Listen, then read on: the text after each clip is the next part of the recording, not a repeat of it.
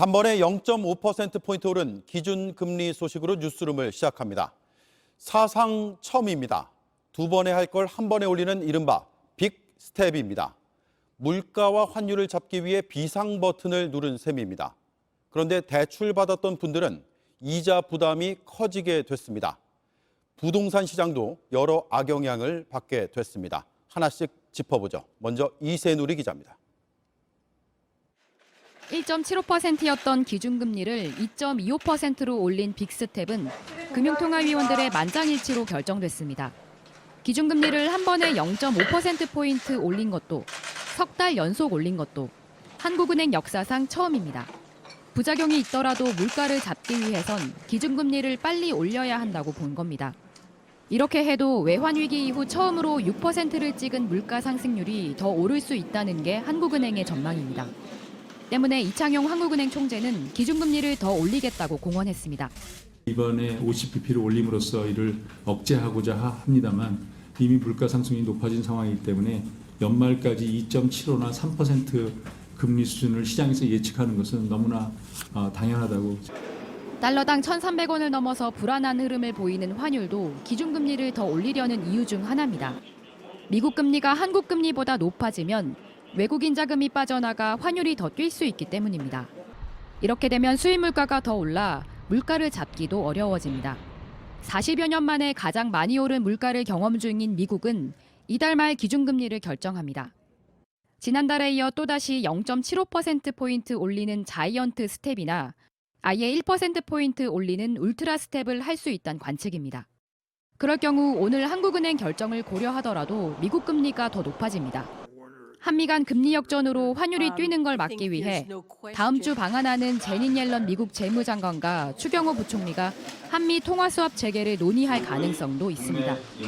그럼에도 이렇게 기준금리가 가파르게 오르면 대출 이자 부담이 커지는 건 물론 경기가 가라앉을 거란 우려가 큽니다. 이자 부담이 커진 가계와 기업이 각각 소비와 투자를 줄일 수 있기 때문입니다. 공격적인 금리 인상으로 인해서 금융 비용 부담이 늘어나고 이것이 향후에 올해 우리 경제 성장률을 낮추는 또 다른 중요한 요인이 되면서 지난해보다 올해 성장률이 큰 폭으로 하락할. 한국은행은 연초 3%대로 전망했던 올해 경제 성장률을 2.7%로 낮췄지만 오늘은 이마저도 달성하기 어렵다고 밝혔습니다. JTBC 이세누리입니다.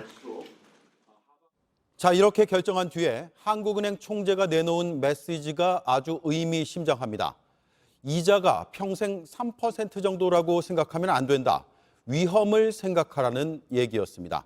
그동안 대출을 끌어모아 투자해온 이른바 영끌족은 비상이 걸렸습니다. 소상공인의 시름도 깊어졌습니다. 전다빈 기자입니다. 직장인 이모 씨는 재작년 말에 가능한 대출을 다 받는 일명 영끌매매로 집을 샀습니다.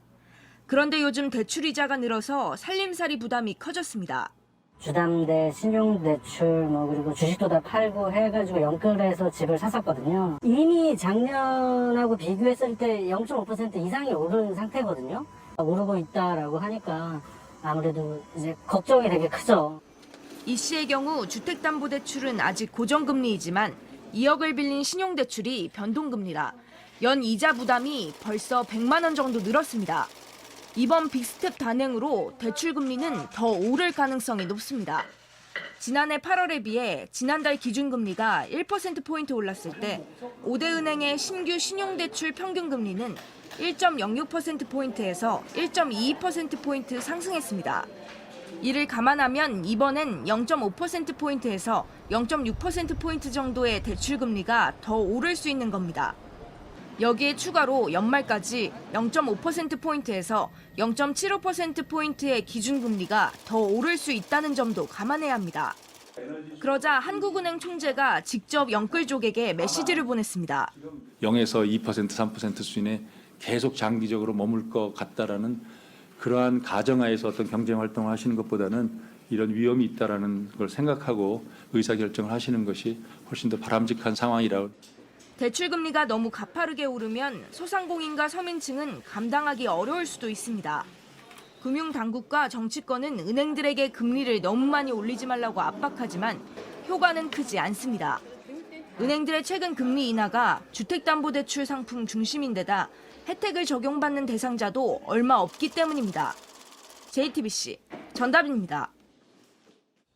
집값은 꺾이고 거래는 끊기고 있습니다. 이자 부담에 대출받아 집 사려는 사람이 별로 없고 집주인들은 가격을 내려 급매물을 내놓지만 팔리지 않고 쌓이고 있습니다.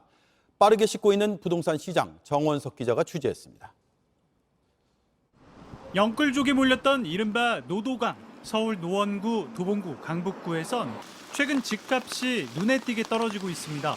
그런데도 거래는 지난해보다 70% 넘게 줄었습니다. 올해 들어서 거의 못했어요. 매매 자체는. 정말 급매로 나와서 하는 물건이지 않는 이상은 몇 건이 없는 것 같아요. 뭐 1억 이렇게 하면 6억대인 거잖아요. 그러면은 뭐 더 보시려는 손님은 있을 것 같은데 아직까지 그 가격까지 내려서 파시는 매도자분들도 없고. 얼마 전까지 집값이 굳건하던 서울 강남 지역도 흔들리고 있습니다. 서초구의 중개업소를 찾아가 봤습니다. 거래가 전멸이죠. 거래가 안 되고. 매물은 있는데 매수자는 더 떨어지게 바라고 매도자는 이 현재 가격에서 팔지 원하고. 매매요? 네. 저 하는 것도 없는데. 매매는 거의 없다시피 하고 문의가 있어도 이렇게 달려주는 손님은 없고 그냥 가격이 좀 많이 내려갔냐 그 정도 물어보고. 집값은 더 내려갈 가능성이 큽니다. 만약 집을 구입하면서 3억 원을 대출받으면 주담대 금리를 연 5%로 받아도 연간 이자만 1,500만 원에 달합니다. 앞으로 금리가 더 오른다면 빚을 내서 집을 사는 건 쉽지 않습니다. 전문가들은 내 집 마련 소유자의 경우 일단 기다리는 편이 좋다고 조언합니다. 매수자 입장에서는 서둘러서 보는 것보다는 약간 그 금리 인상 방향 이런 걸 보고 결정하는 것을 좀 미뤄도 괜찮지 않을까 이렇게 생각합니다. 가파르게 오르는 금리는 전세 시장에도 영향을 주고 있습니다. 전세 자금 대출 금리가 오르자 대출을 더 받아 전세를 사는 것보다 월세를 구하려는 세입자가 늘었기 때문입니다. 국토교통부에 따르면 전월세 거래 시장에서 올해 1월 45%였던 월세 비중은 지난 5월 59%로 급증했습니다. JTBC 정원석입니다. 문재인 정부를 향한 사정 정국이 본격화된 것으로 보입니다. 검찰이 오늘 국정원을 압수수색했습니다. 어민 북송과 서해 공무원 피격 사건 때문입니다. 먼저 김지성 기자입니다. 검찰의 국정원 압수수색은 크게 두 갈래로 이뤄졌습니다. 탈북 어민 북송 사건과 서해 공무원 피격 사건입니다.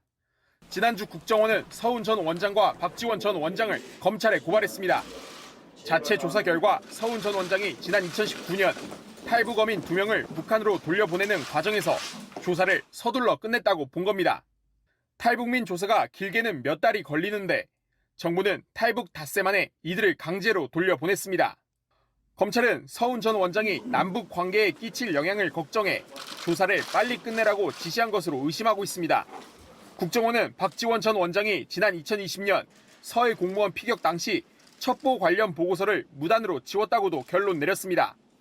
최근 국정원 관계자들을 불러 고발인 신분으로 조사한 검찰은 곧바로 압수수색에 나섰습니다. 이번 압수수색은 법원이 발부한 영장을 바탕으로 국정원이 자료를 제출하는 방식으로 이뤄졌습니다. 검찰은 탈북 어민 북송 사건과 서해 공무원 피격 사건과 관련해 국정원 정보가 만들어지고 지워진 기록, 그리고 직원들 간의 대화 내역을 중점적으로 들여다볼 것으로 보입니다. 특히 서해 공무원 피격 사건 수사팀엔 최근 디지털 포렌식 수사 전문가로 꼽히는 검사가 파견됐습니다. 검찰은 국정원 압수수색으로 확보한 자료를 분석한 뒤 사건 관계자들을 본격적으로 불러 조사할 것으로 보입니다. 박지원 전 원장은 혐의를 전면 부인하고 있습니다. 삭제 권한이 국방부에 있는데 국정원장이 그거 지시할 권한이 있어요? 박지원 잡지 말고 물가나 잡으라고 그랬어요. 서훈 전 원장 역시 당시 원칙에 어긋남 없이 최선을 다해 조치했고 사실 규명을 위해 필요한 협조를 하겠다며 혐의를 부인했습니다. JTBC 김지성입니다. 네, 이제 막 검찰 수사가 시작이 됐는데 대통령실은 어민을 북한으로 돌려보낸 걸 범죄 행위라고 규정했습니다. 귀순 의사가 있었다면 이라는 전제를 달았습니다. 여권에선 문재인 대통령으로 수사가 확대될 가능성을 배제 못한다는 말도 나옵니다. 민주당에선 대통령실과 검찰이 짠 것처럼 움직인다는 반발의 목소리가 나왔습니다. 김태영 기자입니다. 대통령실은 문재인 정부가 탈북 어민들을 북한으로 돌려보낸 걸 범죄로 규정했습니다. 만약 귀순 의사를 밝혔음에도 강제로 북송을 했다면 이는 국제법과 헌법을 모두 위반한 반인도적, 반인륜적 범죄 행위입니다. 그리고 진상을 규명하겠다고 밝혔습니다. 앞서 문재인 정부는 탈북 어민들이 귀순 의사가 없었다고 했지만 이 사람들은 흉악범입니다. 귀순할 의사가 전혀 없었습니다. 통일부가 공개한 사진은 탈북 어민들이 북송에 강하게 저항하는 모습이 담겨 있기 때문입니다. 어떻게든 끌려가지 않으려고 발버둥 치는 모습은 귀순 의사가 전혀 없었다던 문재인 정부의 설명과는 너무나 다른 것입니다. 이 사건의 진실을 낱낱이 규명하겠습니다. 문재인 정부를 상대로 대대적인 진상규명을 예고한 겁니다. 검찰이 관련 압수수색을 진행한 가운데 여권에선 문재인 전 대통령까지 수사 범위가 확대할 가능성도 거론되고 있습니다. 민주당은 즉각 반발했습니다.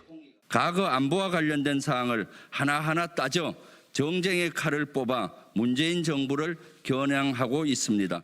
특히 한 친문계 의원은 JTBC에 대통령실과 검찰이 마치 짠 것처럼 움직인다며 문재인 정부의 정당한 판단에 흠집을 내고 있다고 비판했습니다.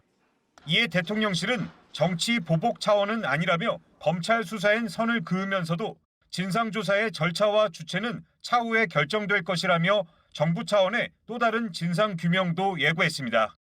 JTBC 김태영입니다.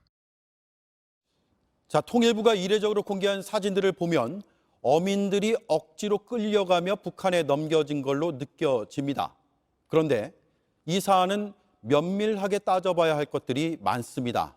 그중에서 귀순 의사가 있었느냐 여부가 핵심입니다. 지난 정부에선 귀순 의사가 진정성이 없다고 했는데 지금 정부는 이런 판단을 뒤집었습니다. 그 이유를 이지은 기자가 보도합니다. 탈북한 남성 2명이 손이 묶인 채 각각 앉아 있습니다. 사진은 가려져 있지만 눈에 안대도 씌웠습니다. 한 남성은 포기한 듯 따라가 군사 분계선에 서 있던 북한군에 넘겨집니다. 고개 숙인 다른 남성은 몸부림치다 쓰러지고 경계를 넘지 않으려 한 발로 버텨도 봅니다. 어제 통일부가 공개한 탈북 어민들의 2019년 북송 당시 사진들입니다. 당시 정부는 이들이 목선에 같이 탄 선원 16명을 죽인 뒤 동해상으로 내려왔다고 했습니다. 또 이들이 귀순하려는 의사에 진정성이 없어서 돌려보냈다고 설명했었습니다. 살인 등 중대한 비정치적 범죄로 북한 이탈 주민법상 보호 대상이 아니며 우리 사회 편입 시 국민의 생명과 안전에 위협이 되고 하지만 통일부의 입장은 당시 결정이 분명히 잘못된 것이었다고 바뀌었습니다. 이렇게 입장이 바뀐 이유에 대해선 수사 중이라 구체적으로 밝힐 수 없다고 통일부는 설명했습니다. 헌법상 대한민국 국민이고 북한으로 넘겼을 경우에 받게 될 여러 가지 피해를 생각한다면 탈북 어민의 북송은 분명하게 잘못된 부분이 있다는 입장을 가지고 있습니다. 북방 한계선을 넘어온 이상 이들의 인권을 더 보호했어야 한다는 취지로 읽힙니다. 중대한 범죄 혐의 때문에 우리 국민의 준에 보호할 수는 없었다는 문재인 정부 때와 다른 얘기입니다. 최근 통일부 당국자는 두 어민이 서면으로 우리 정부에 보호를 요청했었다는 점도 확인했습니다. JTBC 이지은입니다. 네, 한 사건을 놓고 전 현 정부의 판단이 180도 다릅니다. 뭐가 맞는 건지 지금으로선 단정하기는 어렵습니다. 사안을 더 입체적으로 보기 위해서 몇 가지를 짚어보겠습니다. 이승필 기자가 나와 있습니다. 우선 쟁점부터 보겠습니다. 귀순 의사가 있었느냐 이게 풀리면 어느 정도 판단이 될 것 같죠? 네, 그렇습니다. 우리 정부가 탈북자를 판단할 때 귀순 의사가 있었느냐 여부가 핵심 기준입니다. 네. 북한 이탈 주민법에는 대한민국의 보호를 받으려는 의사를 표시한 북한 이탈 주민의 이 법을 적용한다고 되어 있습니다. 그러니까 귀순 의사가 없다면 탈북자로 받아들이지 않는 겁니다. 네. 다시 2019년 상황으로 돌아가면 문재인 정부는 해당 북한 어민들이 귀순 의사가 전혀 없었다고 국회에 보고했습니다. 북송이 정당했다는 근거로 이 같은 보고를 한 거죠. 그런데 국민의힘은 어제 통일부가 공개한 사진이 과거 정부 판단을 반박할 결정적 근거라고 보고 있습니다. 어민들이 북측에 인계될 때 몸부림치는 건 강력한 귀순 의사를 표명한 것 아니냐라는 얘기입니다. 또 이들이 귀순 의사를 직접 자필 의향서로 썼는데 당시 정부가 공개하지 않았다고도 주장을 했습니다. 네. 반면에 민주당은요. 어민들이 타고 있던 어선이 북방 한계선을 넘어왔을 때 해군이 추격하자 여러 차례 도망간 점, 또 우리 군이 추격 끝에 이들을 생포한 점, 또 합동조사에서 진술이 오락가락했던 것들을 종합했을 때 자발적인 귀순으로 볼 수는 없다라는 입장입니다. 네. 지금 주장도 완전히 엇갈리고 주장의 근거로 삼은 것도 완전히 엇갈리고 있습니다. 자, 자필 의향서가 있다면 그 내용을 볼 필요가 있겠죠. 그리고 합동조사 발언이 오락가락했다면 그 내용도 파악을 해야 될 것 같습니다. 자, 그리고 또 하나는 16명을 살해한 혐의인데 흉악범을 우리가 받아주는 게 맞느냐 이런 지적도 나왔죠. 네, 당시 문재인 정부는 탈북 어민 2명의 진술 그리고 확보한 첩보를 통해서 이들이 함께 타고 있던 선원 16명을 살해한 사실을 파악한 것으로 전해졌습니다. 네. 북한 이탈 주민법에는 살인 등 중대한 범죄자는 보호 대상자에서 제외할 수 있다라고 되어 있습니다. 네. 민주당은 해당 법 조항을 근거로 해서 범죄인 인도 차원에서 추방 조치가 이루어졌다고 주장합니다. 반면에 국민의힘은 흉악범인지 여부를 단정할 수 없고 아무리 흉악범이라고 해도 탈북자는 헌법상 대한민국 국민이기 때문에 우리 사법체계에 따라서 재판을 받을 수 있도록 정부가 지원을 했어야 하는 것 아니냐고 주장하고 있습니다. 양측의 입장을 이어서 들어보겠습니다. 네. 지금 국민의힘에서는 16명을 무차별 살해한 흉악범이죠. 이런 인원까지 우리 국민으로 받아서 보호를 해야 된다라는 주장은 적절하지 않는 것 같습니다. 5일 만에 급히 돌려보냈잖아요. 흉악범 인지도 사실은 뭐 단정적으로 지금 확인할 수도 없지만 흉악범이었다고 해도 인권은 있다고 생각합니다. 네, 여러모로 서해 공무원 월북 뒤집기 논란과 유사해 보이거든요. 왜냐하면 월북 의사가 있었느냐, 이번엔 또 귀순 의사가 있었느냐, 이 의사가 쟁점이기 때문이죠.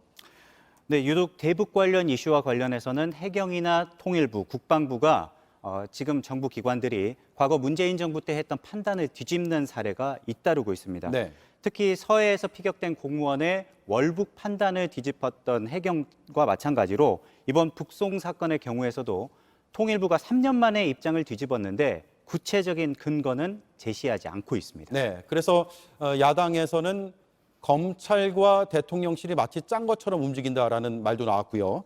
기획된 정치 보복이라는 비판이 나오고 있죠. 네, 공교롭게도 오늘 대통령실이 이번 북송 사건을 반인륜적 범죄 행위로 규정하고 또 이어서 검찰이 관련 압수수색에 나서자 야당에서는 대통령실과 검찰이 짜고 치는 것 아니냐라는 얘기까지 흘러나왔습니다. 대통령실은 검찰 수사에 관여한 바 없고 정치 보복은 아니라고 반박하고 있지만 정치권에선 최근 경제 위기가 고조되고 있고 또 대통령 지지율이 떨어지는 상황에서 국면 전환을 하기 위해서 전임 정권에 대한 대대적인 수사에 나선 거란 관측도 나옵니다. 네, 가장 중요한 건 사실관계 같습니다. 이걸 면밀히 따져봐야 되고 또 하나는 지금 와서 뭔가 뒤집어지는 듯한 그 의도가 뭔지도 정치적인 해석도 따라 붙어야 될 것 같습니다. 이승필 기자 잘 들었습니다. 네, 서울을 비롯한 수도권에 종일 비가 많이 오고 있습니다. 지금도 도로 일부가 통제됐다고 하는데요. 현장에 취재 기자 연결하죠. 자, 홍지훈 기자, 지금 어디에 가 있습니까? 네, 제가 나와 있는 곳은 서울 동부간선도로의 중간 지점인 서울 장안교 인근에 나와 있습니다. 제 뒤로 중랑천이 보이고 지금 장안교 동부간선도로까지 지금 차량들이 이동하고 있는데 지금 진입 통제가 잠시 해제됐습니다. 제 뒤에 있는 중랑천 옆에 공원이 보이실 텐데 물이 넘쳐서 잠깐 공원까지 올라왔다가 지금은 상당 부분 빠졌습니다. 저녁 7시 반의 기준으로 중랑천의 수위는 15.5m입니다. 통제 기준보다 30cm 정도 낮은 상태인데요. 수위가 10에서 20cm 정도 높아졌다 낮아졌다를 반복하고 있기 때문에 긴장을 늦출 수는 없는 상황입니다. 서울 동부간선도로가 바로 맞닿아 있는 곳인데 이곳 갑자기 집중호우 때문에 수위가 높아지면서 서울시가 동부간선도로의 수락 지하차도부터 성수 분기점 구간까지 오후 4시 10분부터 1시간 40분 동안 진입을 통제하기도 했습니다. 네, 그러면 다른 도로들은 상황이 좀 어떻습니까? 네, 내부 순환로 마장 진입로에서부터 성동 분기점 구간도 오후 4시 10분에 통제에 들어갔다가 40분 만에 통제가 일단 풀렸습니다. 양재천도 수위가 낮 한때 높아졌는데요. 오늘날 12시 20분쯤부터 양재천로 하부도로 영동일교 북단에서 KT 연구개발본부 구간에 양방향 통제됐습니다.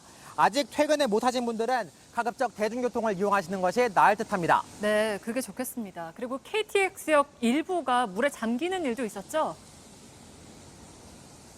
네, 오늘 낮 2시쯤 KTX 경부선 광명역의 일부가 침수됐습니다.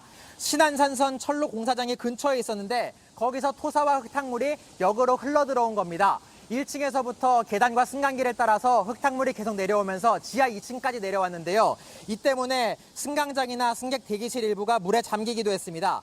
물은 4시 반쯤에 거의 빠졌지만 승강기와 에스컬레이터가 물에 침수돼서 완전히 망가진 상태고요. 지금 직원들이 정리 작업을 하고 있고 열차는 다행히 정상적으로 운행되고 있습니다. 또 한편으로 인천에서는 비바람이 강하게 몰아치면서 인천 강화군에서 가로수가 쓰러지기도 했고요. 인천 논현동에서는 배수구가 역류하면서 소방이 배수 작업을 지원하기도 했습니다. 네, 그러면 밤 사이에는 비가 얼마나 더 올 거라고 하나요? 네, 지금까지도 많은 비가 왔죠. 오늘 오후 6시까지 서울에는 106mm, 인천에는 161mm의 많은 비가 내렸습니다.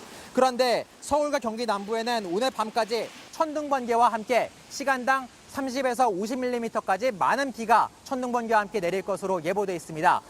안전에 각별히 유의하셔야겠고 전국 대부분 지역에서 비는 내일 오전쯤에는 그칠 것으로 보이고 낮부터는 기온이 크게 오르겠습니다. 네, 잘 들었습니다. 고생 많았습니다. 홍지훈 기자가 전해드렸습니다. 하루 확진자가 4만 명을 넘긴 코로나 상황 관련해서 정부가 오늘 새 방역 대책을 내놨습니다. 백신 4차 접종 대상을 더 늘렸고 더 강한 거리두기 대신 국민들 스스로 하는 거리두기로 가겠다고 했습니다. 과학 방역을 강조해 왔는데 어떤 내용들이 담겼는지 먼저 김나한 기자가 전해드립니다. 정부 방역 대책의 핵심은 백신 4차 접종을 늘리는 겁니다. 지금까지는 요양병원 같은 감염 취약시설과 60대 이상만 4차 접종을 했습니다. 이걸 50대 이상을 포함해 기존에 병이 있던 성인 전체로 확대합니다. 최소 1,000만 명이 추가 접종 대상입니다.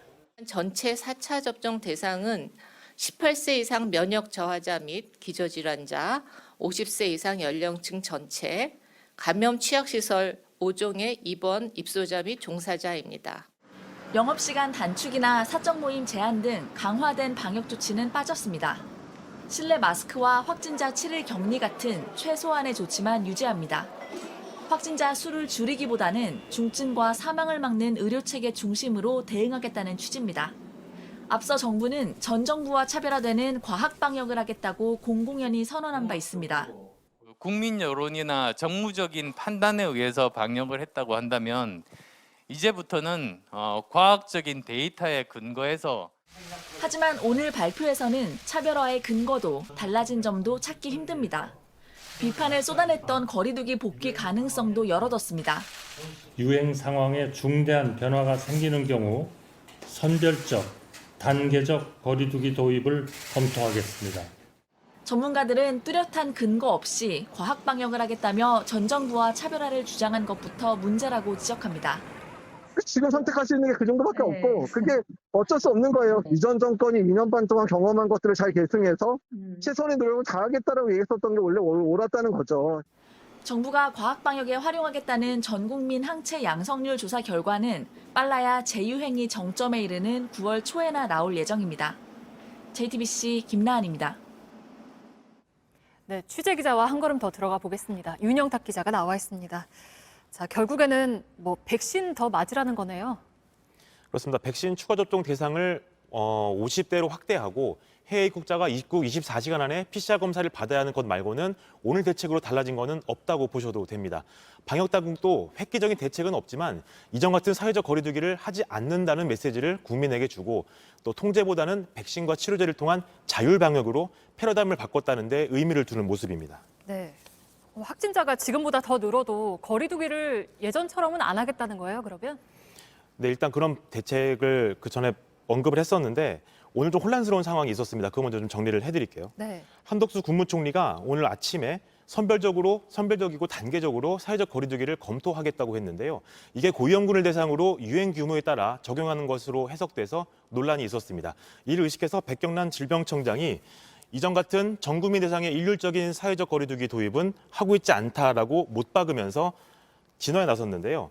이렇게 국무총리와 질병청장 모두 중대한 변화가 있으면 한다고 했는데 언제 또 어떤 상황을 말하는 것인지는 밝히지 않았습니다. 네, 그러면 하루 확진자 20만 명이 기준이 될 수 있습니까? 그런 논란도 있었는데요. 일단 거리두기뿐 아니라 요양시설, 면회 제한 등 추가 방역 대책이 있습니다. 근데 이거를 시행을 모두 나중으로 밀어놨는데 이 기준이 모호합니다. 네. 20만 명이라는 숫자는 당국이 예상한 이번 유행의 정점인데요. 우리 의료체계를 최대한 동원하면 감당할 수 있다는 당국의 설명이 있었습니다. 추가 방역 대책은 언제 시행되는지 물어봤는데요. 확진자 숫자뿐 아니라 중증화율이나 치명률 등을 종합적으로 봐야 한다는 답이 왔습니다. 전문가들은 확진자 5만 명, 또 10만 명 등 이렇게 상황에 따른 종합적인 대비책이 이미 마련됐어야 한다는 지적을 하고 있습니다. 네, 그러면 그동안 강조해왔던 과학 방역 차원에서는 주목해볼 부분이 있습니까? 네, 오늘 대책에서는 이른바 과학 방역을 실감하게 할 장면을 찾아보기가 어려웠습니다. 브리핑이나 자료에서 수치가 많이 등장하긴 했습니다. 그런데 이전에도 참고 자료로 배포했던 것과는 크게 다르지 않은 모습이었습니다. 이에 대해 정기석 자문위원장이 말을 했는데요. 최고의 전문가들이 모여서 집단 지성으로 결론을 내면 그것도 하나의 과학적 근거다 이런 얘기를 하기도 했습니다. 실효성 논란이 있긴 했는데요. 정부가 과학 방역의 출발점으로 삼았던 국민 항체 조사나 다중 이용시설 환기 기준 마련 등이 모두 늦어지면서 전 정부와 차별을 둘 만한 근거를 만들지 못했다는 분석입니다. 네, 그러면 의료 현장은 지금 상황이 어떻습니까? 앞서 전해드린 대로 정부는 일일 확진자 20만 명도 감당 가능하다고 자신했지만 현장에서 저희가 들어본 목소리는 온도차가 있었습니다. 네. 일반 환자를 받은 지 2달 만에 다시 코로나 전담 병상을 확보할 여력이 없다는 겁니다. 이제 병상을 요청하는 단계로는 인력과 장비 재정비 등을 고려했을 때 이미 늦었다는 지적입니다. 정권은 바뀌었는데 대응 방식은 그대로라는 볼멘 소리도 들을 수 있었습니다. 네, 여기까지 듣겠습니다. 윤영탁 기자가 전해드렸습니다. 아베 전 일본 총리가 숨진 사건 관련해서 일본 경찰이 수사를 이어가고 있습니다. 오늘 새벽에는 총알과 탄흔을 찾기 위해서 사건 현장을 다시 수색했는데 새로 나온 내용들을 김현애 도쿄 특파원이 전해드리겠습니다. 해가 뜨기 전인 오늘 새벽 5시쯤 경찰이 금속 탐지기를 들고 바닥을 샅샅이 훑기 시작합니다. 아베 전 총리에 대한 총격이 있었던 일본 나라시 유세 현장을 2시간 동안 다시 수색한 겁니다. 투입한 인력은 50여 명입니다. 일본 언론은 이날 이뤄진 현장 검증으로 아베 테러범인 야마가미 데스야가 직접 만들어 쏜 총탄 흔적이 사건 현장에서 90m 떨어진 주차장 벽에서 발견됐다고 보도했습니다. 발견된 흔적은 3개로 높이가 4m와 5m, 8m 위치에 있었던 걸로 전해졌습니다. 야마가미가 사건 당일 전후에 아베 전 총리를 따라다녔던 것도 드러났습니다. 사건 전날인 지난 7일엔 신칸센을 타고 오카야마시 유세 현장을 갔었다는 겁니다. 가방에 총을 넣어 따라갔지만 실행하지 못했고 이튿날 나라시 유세 현장에서 범행을 저질렀습니다. 야마가미는 다음 날 예정된 아베 전 총리의 사이타마현 유세도 따라가려 했던 것으로 나타났습니다. 일본 경찰청은 경호 문제 검증에도 나섰습니다. 첫 발사 때 야마가미가 7m 거리에서 접근했는데 첫 발사까지 9초, 두 번째 총성까지 약 3초가 걸렸습니다. 일본 NHK는 당시 현장 경비를 담당하던 경찰이 1차 총성이 들린 뒤에서야 수상한 사람을 인지했다고 보도하기도 했습니다. 한편 일본 정부와 여당인 자민당은 아베 전 총리에 대한 정부 차원의 장례식을 올 가을쯤 열기로 했습니다. 도쿄에서 JTBC 김현희입니다. 네, 종교단체 JMS의 총재 정명석 씨의 성폭력 의혹 소식을 전해드리겠습니다. 피해 내용을 폭로한 20대 여성 신도를 저희 취재진이 만났습니다. 지난 이틀간 뉴스룸이 전해드린 음성 파일을 녹음한 당사자입니다. 피해자가 더 나오질 않길 바라는 마음에 용기를 내서 인터뷰에 응했습니다. 세뇌에 가까운 교육이 있었고 정명석 씨는 자신이 찬 전자발찌가 십자가라는 식으로 말했다고 전했습니다. 탐사보도팀 신아람 기자입니다. A씨가 녹음한 JMS 정명석 씨의 육성 파일 곳곳에는 성폭력 정황이 담겼습니다. A씨는 경찰 조사를 받고 나서 용기를 내 취재진과 만났습니다. 10년 전 성지로 불리는 월명동 성전에 갔던 첫 순간부터 떠올렸습니다. 잔디밭이 있어요. 그 잔디밭은 예뻤고 산이니까 밤에 가면 진짜 하늘에 진짜 별들이 환히 다 보여요. 그래서 JMS에선 신도들을 분류해 관리했습니다. A씨는 스타로 불렸습니다. But there's also like a group, they call them stars, which are people who do not get married and who got permits to be like his real bride. 저는 그 스타 중 한 명이에요. 11년 전 홍콩에서 고등학교를 다닐 때 JMS 신도들을 처음 만났습니다. 그 후 3년간 교리 공부를 함께하면서 자연스럽게 정명석 씨를 메시아로 추종하게 됐습니다. 2018년 2월 전자발찌를 차고 출소한 정명석 씨. A씨는 직접 만난 메시아의 실체가 충격적이었다고 털어놨습니다. I told the police that there are 15 times, and those 15 times are the ones that I remember, like, in detail. But other than that, like, he just touches me all the time, like, whenever he has a chance. 정명석 씨가 전자발찌를 마치 십자가인 것처럼 설명했다는 게 A씨의 얘기입니다. I saw it. I saw his 전자발찌. But he said that it's just like Jesus. He was crucified, so there's this mark in his palm. So that is also like a mark of his 십자가. 설교는 성경 공부로 시작하지만 결국엔 정명석 신격화로 방향이 바뀌었다고 합니다. 섭리 역사, 그리고 이 시대 전쟁과 평화를 주제로 한 곡을 머리, 팔꿈치, 발 등 7군데의 신체로 연주하는 획기적인 표현 방법에 모두가 감탄과 놀라움을. 이렇게 10년 넘게 이어진 교육과 설교는 사실상 세뇌에 가까웠다고 말합니다. 이렇게 당하고 있는데도 심지어 얼마 전에도 혹시 진짜 메시아면 어떡하지? 내가 진짜 주님을 배신한 건가? 성폭력만큼 힘든 일이 또 있었습니다. 자신이 믿고 따랐던 다른 선배 신도들의 비난입니다. They still see me as like a psycho or betrayer. I actually try to reveal the truth so that they can escape from that cult. I really wanted to die, but since I have the evidence, I think I should report this, and I think I should also sue him in order to stop him from harassing others. A씨는 경찰 고소 이후 JMS 측의 미행과 감시를 피해 주거지를 계속 바꾸면서 넉 달째 조사받고 있다고 밝혔습니다. JTBC 신아람입니다. 성폭력이 지속된 3년보다 경찰 조사를 받는 지난 넉 달이 더욱 힘들었다. 이 여성 신도의 이 호소가 처음엔 뜻밖이었습니다. 하지만 취재를 거듭해보니 그럴 만한 이유가 있었습니다. JMS 정명석 측은 피해자를 정신 이상자, 성중독자로 몰아가며 다른 신도들에게 퍼뜨렸습니다. 어제는 JTBC를 찾아와 비슷한 주장을 반복했습니다. 탐사보도팀 오승렬 PD입니다. 지난 3월 피해자의 기자회견 직후 기독교 복음 선교회 내부 방송에 올라온 영상입니다. 기자회견을 한 사람들은 양성애자로서의 성생활을 선교회에 가입하기 전인 청소년기부터 시작하여 선교회 회원으로 있을 때에도 기혼자와의 성관계를 가지기도 했던 것으로 파악되는데 취재가 시작되자 영상은 삭제됐습니다. 그러나 어제 JTBC를 방문한 JMS 측 관계자들의 주장은 비슷했습니다. 굉장히 불안한 속에서 이제 성장하다 보니까 어렸을 때부터 이 성적인 호기심으로 자유행위나 또 근친상간 그리고 동성애에도 인신 공격도 이어갔습니다. 항상 뭐냐 를 생각하고 그다음에 성진님도 그런 대상으로 생각하고 우리가 이제 통상 생각하는 어떤 사람의 유형이 아니라 어떤 판상, 망상에 의해서 실제로 뭐 자기가 그렇지 않았던 것까지 좀 얘기를 한다는 거죠.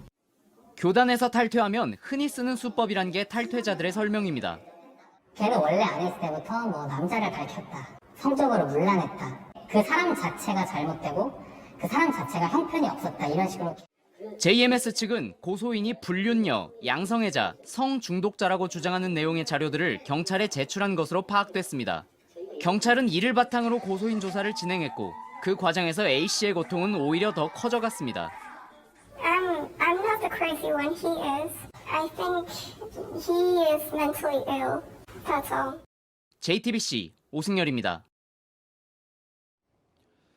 한국외식업중앙회라는 단체가 있습니다. 전국의 음식점 업주 43만 명이 회원입니다. 기댈 곳 없는 자영업자들의 권익을 지키려고 만들어졌습니다.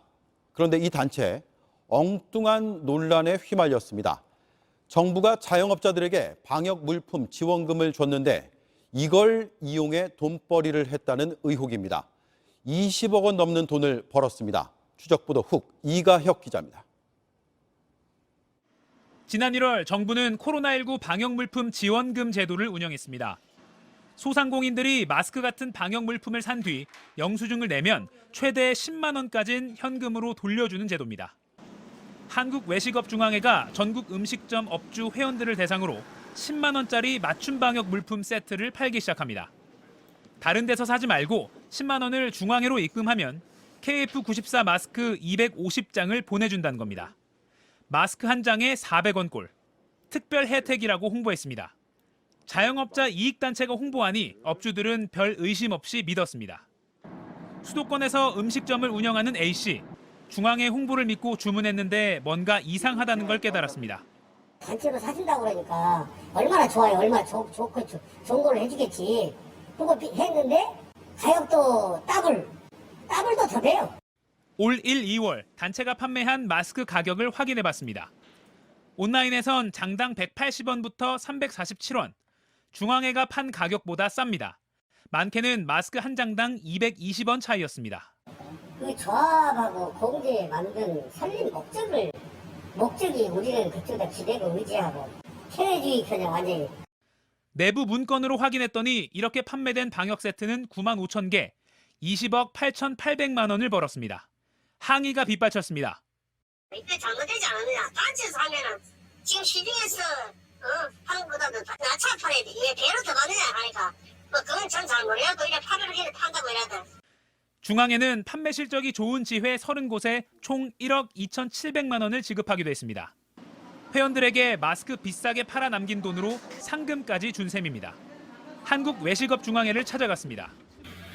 진짜 좋은 일 한다고 했는데 조금적으로 잘못됐어 라고 하면 아닙니다 소리는 못하죠.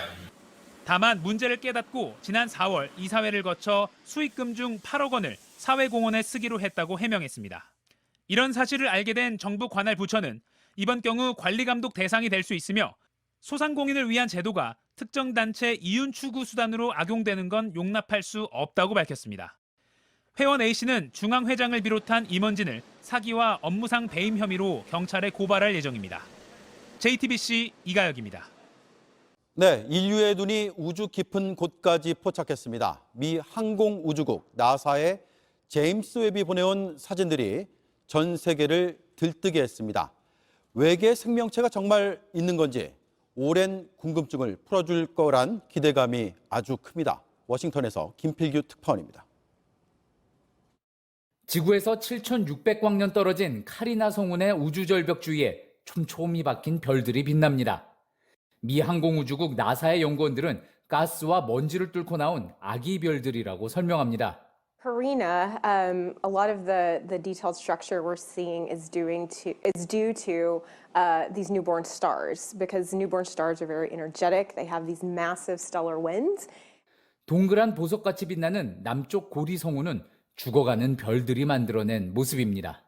So what happens here is that when stars like the sun die like this by pushing out their outer layers is that they essentially seed the galaxy with elements like carbon and oxygen. 페가수스 자리에 있는 5개의 은하 스테판의 오중주, 외계 행성 와스프 96b의 수증기 흔적 모두 이번에 함께 포착됐습니다. 행성의 빛 파장을 분석해 물의 특징을 발견했는데 나중엔 이 망원경을 통해 외계 생명체의 징후를 찾을 수 있을지도 모른다고 했습니다. 허블 망원경을 대체하기 위해 지난해 12월 쏘아 올린 제임스 웹 망원경은 적외선 장비를 통해 우주의 속살을 드러냈습니다. 연구진들은 앞으로 우주를 보는 방식이 바뀔 거라며 흥분을 감추지 못했습니다. And we don't even know what we're going to find. It's exciting. 400여 년 전 처음 천체 관측을 시작한 인류는 이제 우주의 탄생과 외계 생명체 여부까지 들여다볼 수 있을 만큼 우주의 깊은 곳에 깊이 다가섰습니다. 워싱턴에서 JTBC 김필규입니다.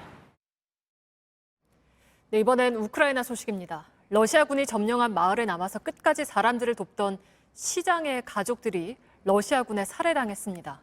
무슨 일이 있었던 건지 저희 취재진이 유족을 만나봤습니다. 우크라이나에서 김민관 기자가 전해드립니다. 지난 2월 우크라이나 키이우 외곽의 모티즌시에 러시아군 탱크가 들어왔습니다. 올리아 시장과 그 가족들은 불안에 떠는 주민들을 돌봐야 했습니다. Роздача ліків, брат безпосередньо займався, збирав інформацію, хто потребує ліків. Зазвичай це люди похилого віку або які мають там. 러시아군은 점점 포악해져 갔습니다. 올리아 시장의 남편 이고르와 아들 올렉산더는 목숨을 건 탈출 작전을 세워 실행에 옮겼습니다. Основна причина виїзду була в тому, що у нас маленька дитина і потрібно було подалі уберегти її від небезпеки. 시장의 딸 올레나는 자신의 딸을 지켜야 했기에 마을을 빠져나왔습니다. 하지만 그녀의 아버지는 주민들을 더 구하겠다며 마을로 돌아갔습니다. 그것이 마지막 인사였습니다. Сказали, що брата теж забрали, повернулись за братом. Тобто це такі були 3 приїзди до нас додому в той день, 23 березня. І зв'язок з ними зникла. 열흘 뒤 그녀의 가족은 싸늘한 주검으로 발견됐습니다. Перестала вірити в щось справедливе, в щось хороше. Задавала собі запитання, чому я живу і для чого таке життя, коли їх немає. 올레나는 희생된 가족의 헌신을 기억하기 위해 끝까지 살아남겠다며 러시아군의 전쟁 범죄를 규탄했습니다. І я дуже хочу, щоб донька їх пам'ятала на фотографіях, своїх спогадах, в якихось моментах, подарованих речах. І я все роблю для того, щоб вона... JTBC 김민관입니다. 값이 안 오르는 게 없다는 요즘인데 그나마 한숨 돌릴 소식이 나왔습니다. 국내 정유사들이 주유소에 넘기는 석유 가격을 리터당 많게는 100원 넘게 낮추고 있습니다. 기름값이 다음 주부터는 리터당 2,000원 밑으로 떨어질 수 있을 거란 전망도 나옵니다. 송지혜 기자입니다. SK에너지가 직영으로 운영하는 서울 시내 한 셀프 주유소. 휘발유 값이 리터당 1,999원. 이날 서울 평균보다 128원이나 쌉니다. 깜짝 놀랐어요. 지나가다가 이 집 기름값이 2,000원보다 좀 1,999원이라 좀 싸서 무조건 돌아서 기름을 넣고 있습니다. 이곳 기름값은 하루 만에 60원 내렸습니다. SK에너지가 어제부터 주유소에 공급하는 휘발유 가격을 100원 넘게 내렸는데 직영이라 일부를 먼저 반영한 겁니다. 다른 정유사들도 이번 주 들어 잇따라 주유소 공급 가격을 내린 것으로 확인됐습니다. 정유사들은 국제 석유 시장에서 휘발유와 경유 제품 가격이 떨어진 걸 반영했다는 입장입니다. 세계 경기 침체 우려 속에 지난주 국제 석유 시장에서 휘발유 값은 일주일 만에 배럴당 18.1달러, 12.5% 내렸습니다. 지난주에 두바이유 가격은 대략 한 배럴당 7달러 정도 하락했음에도 불구하고 국제 휘발유 경유 가격은 18달러 이상 하락을 했습니다. 이에 따라서 국내 정유사들도 공급 가격을 변동한 것으로 알고 있습니다. 이번 도매 가격 인하가 직영이 아닌 일반 주유소 판매가에 반영되기까지는 일주일 정도 걸릴 것으로 보입니다. 주유소들이 쌓아놓은 재고가 있기 때문입니다. 이것이 주유소에 반영되는 데는 약 한 일주일 정도 시차가 있다고 생각을 하고 이것이 반영된다면 다음 주에는 리터당 2,000원 이하로 평균 가격이 내려가지 않을까. 일각에선 정치권이 횡재세 얘기까지 꺼낼 정도로 정유업계가 과도한 이익을 챙긴다는 비판이 커지자 이를 의식해 뒤늦게 기름값을 내린 것 아니냐는 반응도 나옵니다. JTBC 송재입니다. 한 초등학교 3학년 교실에서 한 학기 동안 담당 교사가 9번 바뀌는 일이 일어났습니다. 담임 선생님이 병가를 내면서 이렇게 됐다는데 자세한 이야기를 백민경 기자가 들어봤습니다. 초등학교 3학년 아이를 둔 학부모 A씨는 최근 지난 석 달 동안 아이 학급의 담당 교사가 9번 바뀐 것을 알게 됐습니다.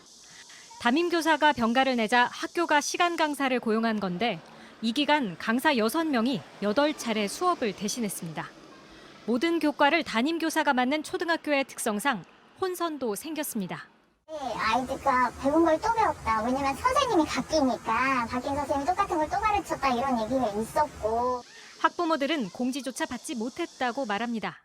최소한 다음 주에 우리 담임 선생님이 아닌 임시 강사가 올 거다라던가 며칠간 대체하게 될 거다라는 사전 알림이 전혀 없는 거예요. 학부모들은 최근 반에서 크고 작은 안전사고가 일어나면서 이런 상황을 알게 됐습니다. 안전사고를 일으킨 애들조차도 이 선생님 이틀 있으면 가는데 뭘 이렇게 얘기를 했다는 거죠. 학교 측에 따르면 오늘까지 90일의 수업 일수 가운데 40일가량을 시간 강사가 학급 운영을 맡았습니다. 짧게는 이틀, 길게는 11일 만에 또 다른 선생님으로 바뀌는 겁니다. 학교 측은 JTBC 취재진에 시간 강사는 8번 출강했고 이 중 2명은 동일인이라 총 6명이 바뀐 게 과장됐다고 해명했습니다. 또 코로나 사태가 길어지면서 교사를 구하는 게 어렵다고 덧붙였습니다. 하지만 교육지원청은 담당 교사가 자주 바뀌면서 학습권이 침해된 상황이라며 이번 주 중으로 특별 장학을 진행하겠다고 설명했습니다. JTBC 백민경입니다. 자동차세를 내지 않은 차들을 서울시가 오늘 단속했습니다. 서울에 있는 차 10대 가운데 한 대꼴로 세금을 안 냈다는데 백희영 기자가 같이 다녀봤습니다. 이 차량이 노란색 압류 딱지를 차 유리창에 붙입니다. 견인 차량이 12인승 차량 바닥을 들어올리고 지하주차장을 나섭니다. 이 차는 지난 2013년 폐업한 웨딩업체 법인 차량. 지방세 24건, 과태료 47건, 약 1억 1,200만 원이 넘는 세금을 내지 않았습니다. 통행료도 안 내고 자동차세도 안 내고 의무보험도 안 들고 굉장히 위험한 상황이라서 저희가 최대한 빨리 이제 확보를 하기 위해서 노력을 하고 있는데 단속 차량에 달린 카메라는 주변 자동차 번호판을 자동으로 판독합니다. 카메라 앞으로 자동차가 지나가면 체납 여부를 바로 확인할 수 있습니다. 체납 차량이면 단속음과 함께 알림이 뜹니다. 서 있던 흰색 차량, 단속 대상입니다. 22건, 약 378만 원의 과태료를 체납했습니다. 차주에게 통보한 뒤 번호판을 떼어냅니다. 제가 생활이 그렇게 녹록치가 못해가지고 나눠서 지금 이제 기납을 해서 내고 있는 중이에요. 지난달 말 기준 서울시의 자동차세 체납액은 1,588억 원에 달합니다. 시에 등록된 차량 10대 중 한 대꼴로 세금을 내지 않은 겁니다. 경제 사정이 어려워지면서 체납 차량도 늘고 있습니다. 독촉하는 조사관들 마음도 편치 않습니다. 이 어려운 시국에 먹고 살기 힘든데 봐주면 안 되겠느냐. 좀 숨 좀 돌릴 수 있게 좀 해주라. 뭐 그런 내용들이 많죠. 적게는 수십만 원에서 많게는 수백만 원까지. 한나절 만에 단속된 차량은 195대. 체납 금액만 1억 7,500만 원이 넘습니다. 하지만 자영업자나 소상공인 등 생계가 어려워 세금을 못 낸 경우는 체납 처분을 일시 유예해 주기로 했습니다. JTBC 백희연입니다. 이제 법이 바뀌어서 우회전할 때 횡단보도를 건너려는 사람만 있어도 일단 멈춰야 하죠. 안전을 위해서 빨리 자리를 잡으면 좋을 텐데요.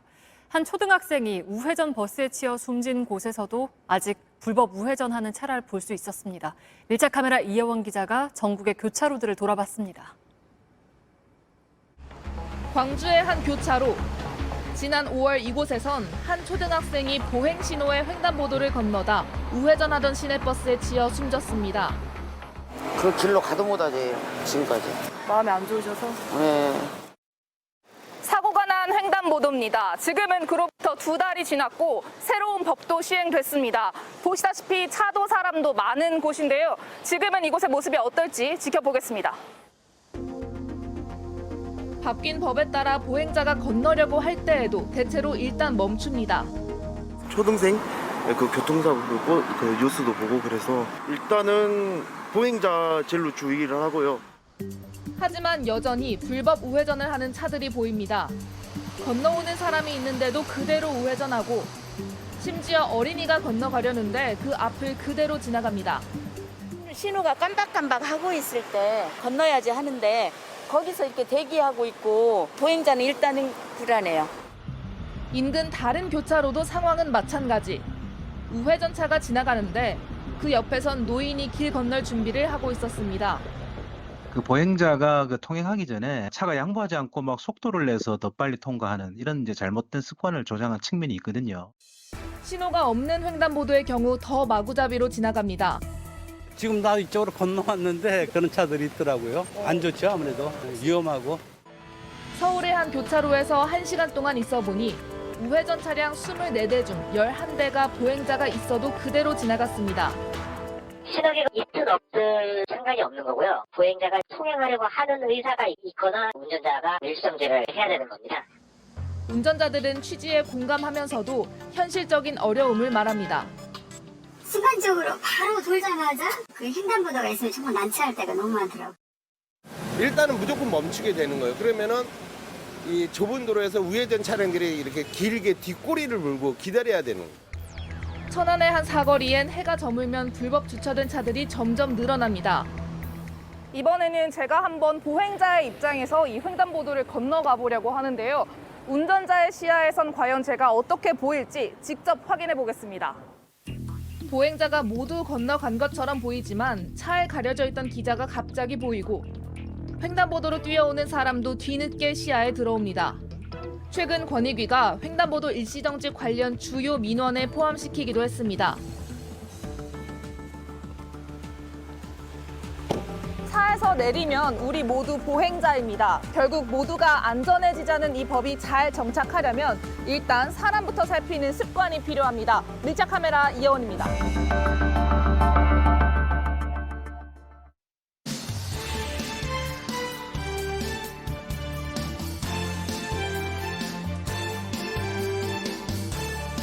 뉴스피의 신문 이야기 백브리핑 시작합니다.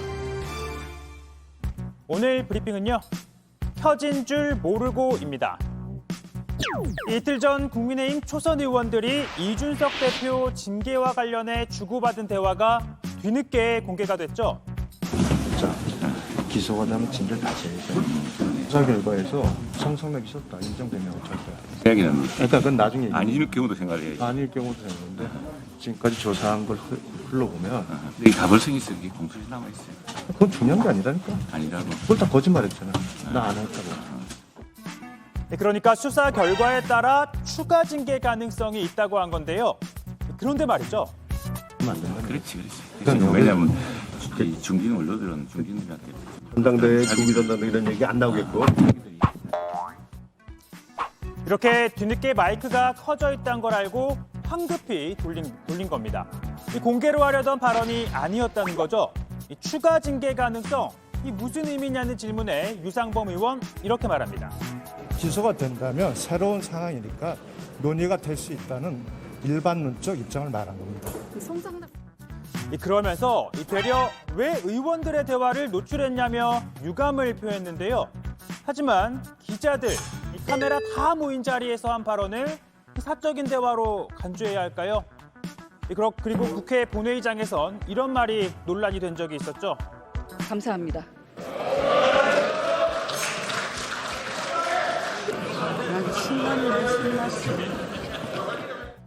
당시 김상희 부의장은 혼잣말이라고 했지만 국민의힘이 윤리위 회부를 추진하자 결국 사과했습니다.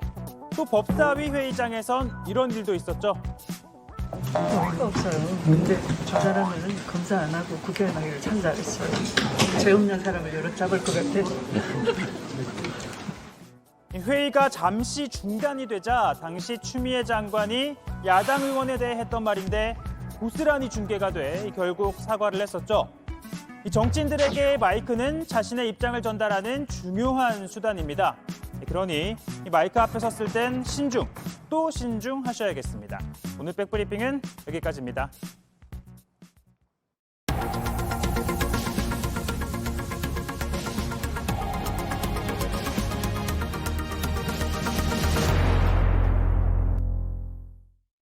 고등학생이 초등학생에게 흉기를 휘두른 뒤 아파트 옥상에서 뛰어내렸습니다. 고등학생은 숨졌고 초등학생은 크게 다쳤습니다. 조승현 기자가 취재했습니다.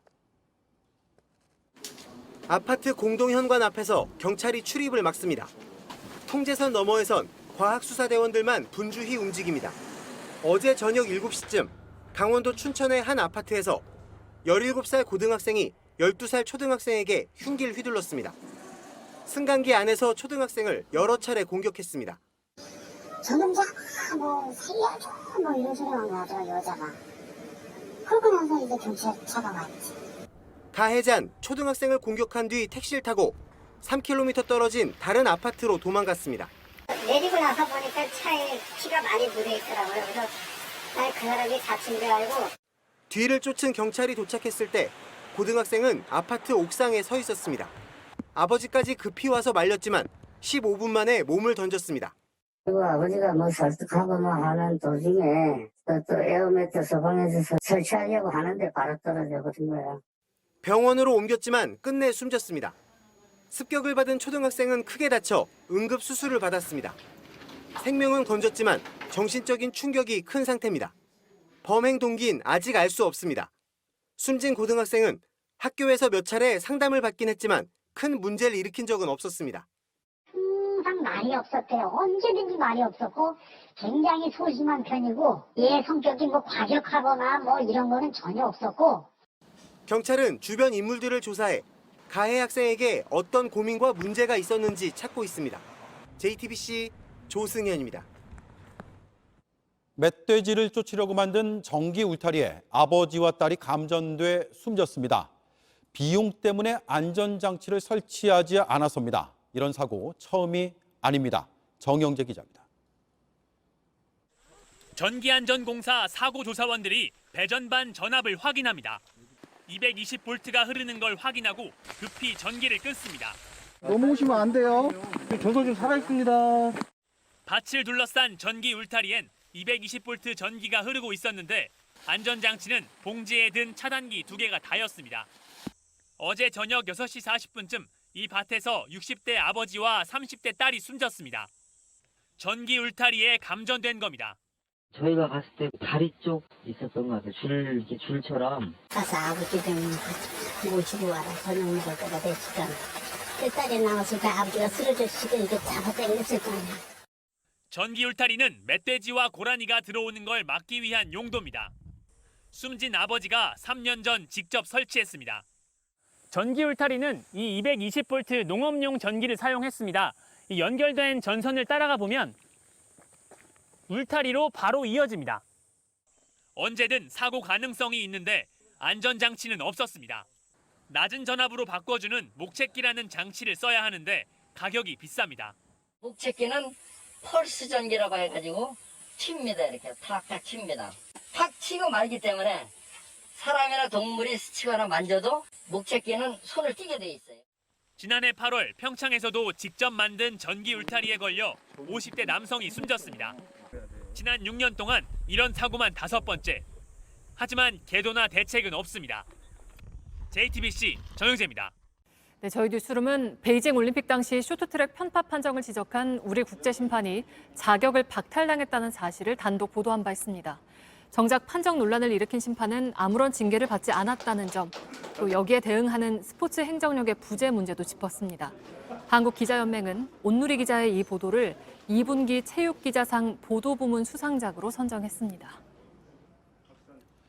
네, 서울과 경기 남부에선 밤까지 비가 많이 내립니다. 내일은 비 소식은 거의 없는데 더 덥다고 합니다. 뉴스룸 내일도 잘 준비해 놓겠습니다. 고맙습니다.